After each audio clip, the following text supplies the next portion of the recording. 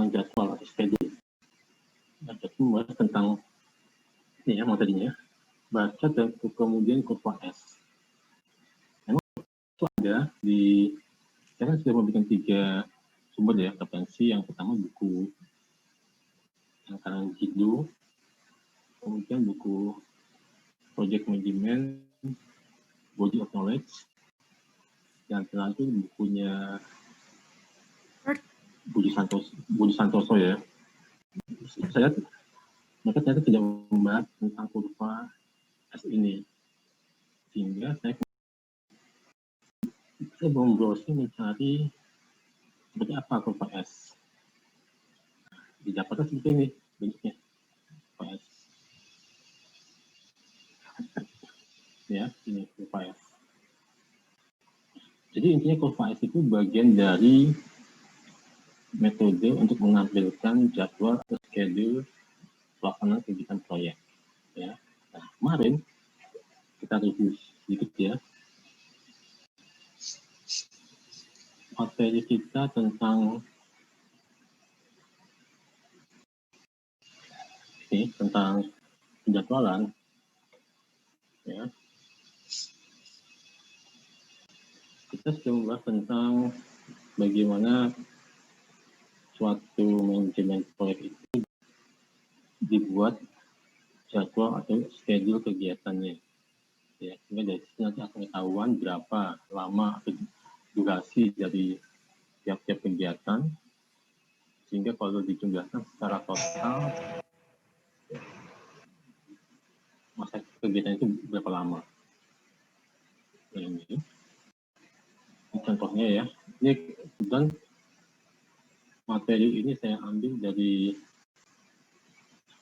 saya peroleh ya, itu dari tim dosen ya, yang sebenarnya ini sama dengan materi yang di bab 5 kemarin yang membahas tentang schedule. Nah, kalau di sini kita lihat ya, contoh bagaimana menampilkan atau mempresentasikan schedule atau jadwal kegiatan proyek. Yang sebelah kiri itu yang bentuknya dalam bentuk list. Ya, nah, bahas kemarin ya. Jadi ini di sini list tugas ada pekerjaan ini. Jadi ini urutan kegiatan-kegiatan selama di sini contohnya minggu pertama sampai dengan minggu ke-6. Ya, apa saja kegiatannya. Nah, kalau bentuk jadwalnya seperti ini, itu disebut dengan activity list atau daftar kegiatan. Bisa juga dibuat seperti ini.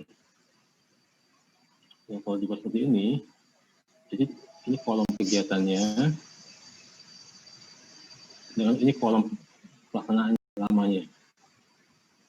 Nah, tiap-tiap kegiatan itu dibuat semacam bar, ya, garis kotak seperti ini. Nah, kalau bentuknya seperti ini, itu dinamakan schedule bar chart. Ya, chartnya itu bentuk bar. Nah, yang sering kita bahas kemarin itu yang ini, dalam bentuk diagram jaringan atau network diagram. Ini. Ya. Nah, selanjutnya itu juga bisa dibuat dalam bentuk mapping atau semacam pemetaan. Ini. Ya. Nah, di sinilah schedule itu. Schedule atau jadwal dalam suatu proyek itu seperti ini. Dia ada di bagian ini. Ya, di antara yang lainnya, ini pertama ada masalah integrasi manajemen, skop cakupan manajemen, biaya atau cost, quality manajemen, dan seterusnya. Jadi di bagian ini.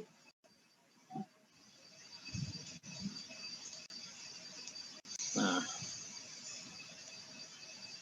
jadi kita skip aja. Nah, kemarin kita juga bahas ini.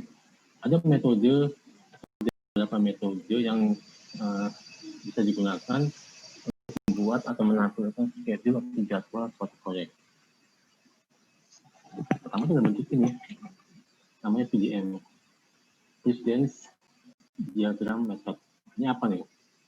Ya, jadi PDM itu adalah satu teknik yang digunakan untuk menyusun atau membangun suatu schedule atau penjadwalan kegiatan proyek, ya, di mana kegiatan aktivitas itu dibuat dari bentuk note.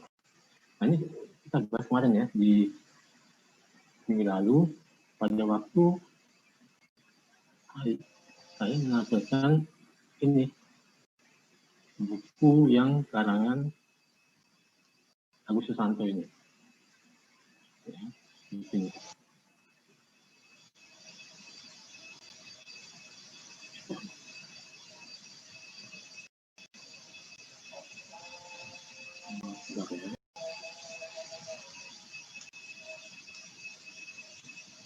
Maaf,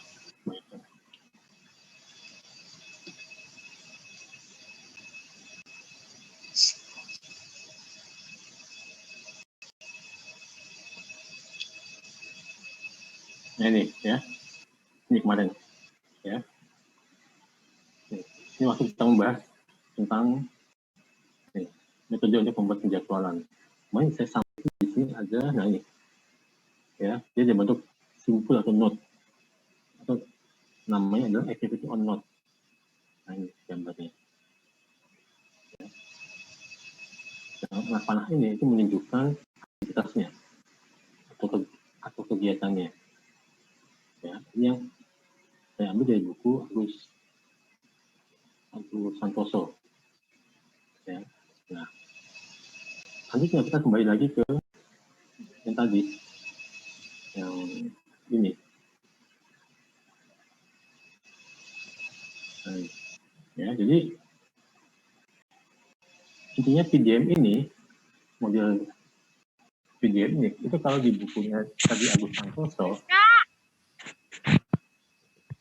dia menggunakan sistem tadi, AON tadi.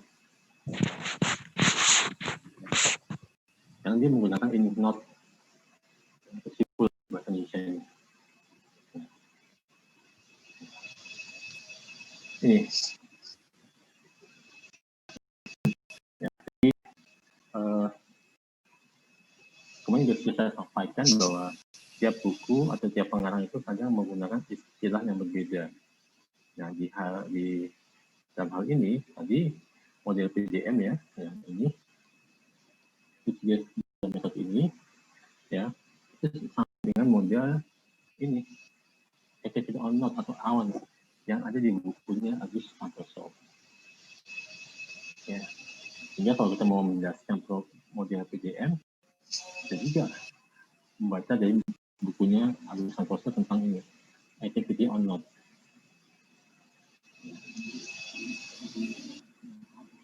Nah, kalau metode schedule atau penjadwalan proyek yang jadi seperti ini.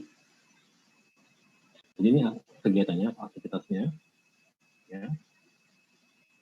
Aktiviti A-nya selesai, finish, kemudian lanjut ke atau lanjut memulai aktivitas B. Ya. Jadi ini itu merupakan kegiatan pendahuluan, presiden untuk kegiatan B. Ya. Dan seterusnya sama, ini juga gini, ya sama. Artinya jika aktivitas A mulai, ya, itu sebagai dasar untuk kegiatan B dimulai, artinya ya A ini mendahului B. Ya, misalnya apa contohnya? Kita mencetak brosur. Ya. Untuk bisa mencetak brosur harus dijalur oleh kegiatan untuk mendesain brosur. Setelah desain brosur selesai, baru kemudian dicetak. Ini dijelaskan dengan metode precedence diagramming method.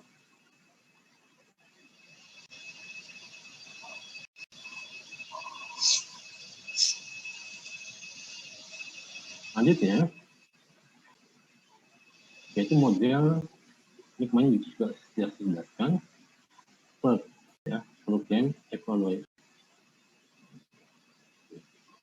Ya, seperti ini, review ini.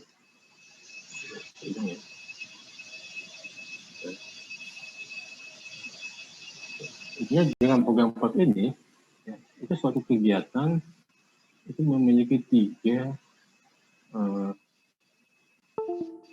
skenario ya, dalam durasi atau lamanya kegiatan ya. Tadi bukan yang ini.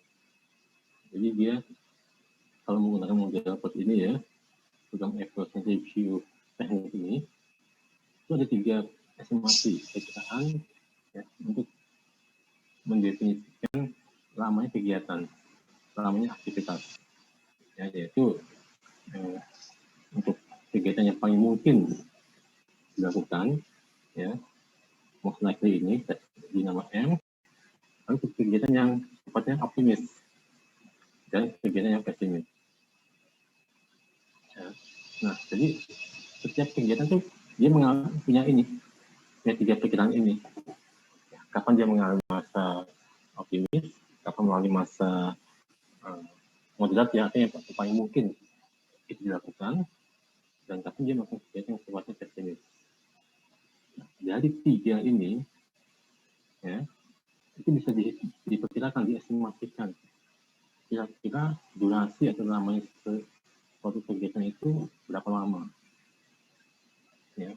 Nah, untuk menghitungnya itu ada 2 cara. Pertama ini disebut dengan triangular distribution. Ya. Ini rumusnya.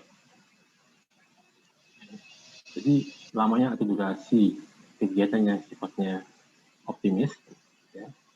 Berapa lama sih suatu kegiatan itu yang optimis untuk dilakukan? Ditambah kegiatan atau aktivitas yang paling mungkin untuk dilakukan. Dan ditambah kegiatan yang pesimis. Nanti ini jumlah durasinya, jumlah lamanya, ya, dibagi 3. Semua angkanya yang berupa ini ekspektasi atau harapan namanya suatu kegiatan itu dilakukan. Atau dengan cara beta distribution. Maksudnya ini O tadi durasi kegiatan yang optimis dilakukan, ditambah 4 kali M. M ini adalah durasi kemungkinan yang paling dilakukan untuk suatu kegiatan, ditambah P. P itu adalah durasi kegiatan yang pesimis untuk dilakukan. Jumlahkan dibagi 6. Semua angka, ada angka ekspektasi lamanya suatu kegiatan proyek. Kita menggunakan model ini, ya, program evaluation and review technique, yang disingkat PRT.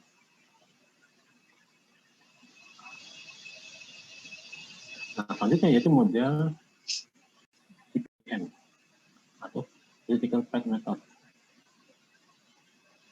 Nah, model ini itu suatu model yang penting digunakan, ya, agar kegiatan suatu proyek itu